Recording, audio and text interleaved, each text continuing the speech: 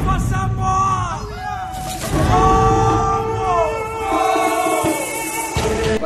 All right, we're talking to Jaison. So let's discuss how cold your feet were at night. Freezing.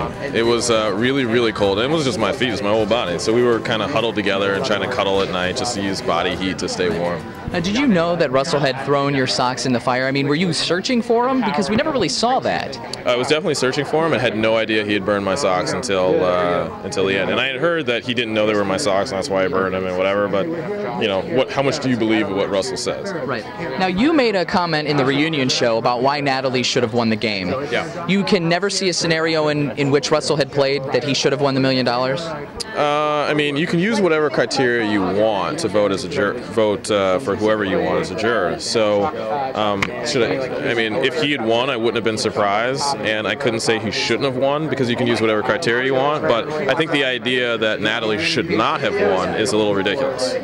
I mean, she made it as far as everybody. She definitely made some strategic moves, especially to get rid of Eric. Without getting rid of Eric, we don't go as far as we did, because I would have been voted out. He would have still had the idol, so there's no second idol to play against Kelly, you know, et cetera, et cetera, et cetera. So she was an integral part of the team. So speaking of that team dynamic, where do you think the biggest role for you was with your biggest play in the game? What would you say was the most influential thing that you did to make yourself go further in the game? Well, you know, Russell and I were having sunrise conversations every day, talking about the moves we were going to make and what we were going to do. So, you know, I know the show kind of portrays him as doing it all on his own, but the three of us were around kind of deflecting attention from him all the time. At every stage of the game, people wanted to get rid of Russell, and at every stage of the game, we went out and made sure that he stayed in the game. So this isn't a game you can play on your own. This isn't a game you can do by yourself. So I guess if I had to point to one moment that was significant for me,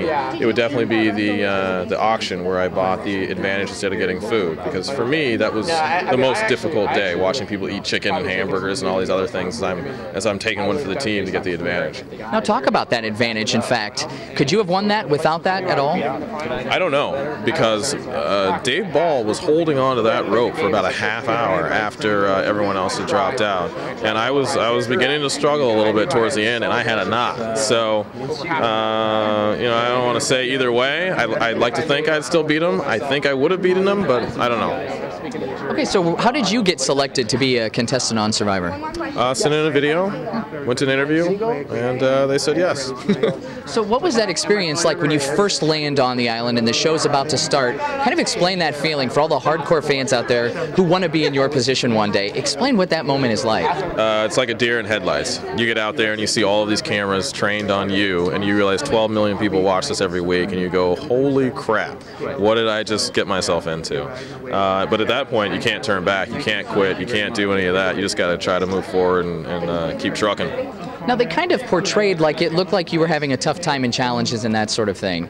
Did you feel that way at all? I mean, it depends on which challenges. There were 2 challenges where I had some difficulty. But I also dominated a lot of the early challenges that you didn't get to see. So, I mean, I made a lot of shots in the basketball challenge, Smurg and Brawl. You know, I had to take on Big Russell and John on my own. You know, the swim at the first challenge, et cetera, et cetera, et cetera. So overall, I think I did great in challenges. But there were a couple where I was tired. Advice to a future contestant? Be careful what you wish for, because no matter what you see or how great at being outdoors and all that you are, you have no idea what you're getting into. There's absolutely nothing about this game that is staged or rigged. They really do give you a pot, a machete, and a flint and say, go figure it out. So I don't really think there's much you can do to prepare for it, except for to mentally be ready to suffer. Now, what don't we know about you? What didn't we get to see on the show that you wish everybody could see in America? A little trait about yourself. You know, honestly, I don't really know how to answer that question. I mean, I think on the show you saw my highs and you saw my lows. I think you saw a lot more of my lows than you saw of my highs, and I don't think I complained any more than anybody else, but, you know, it is what it is.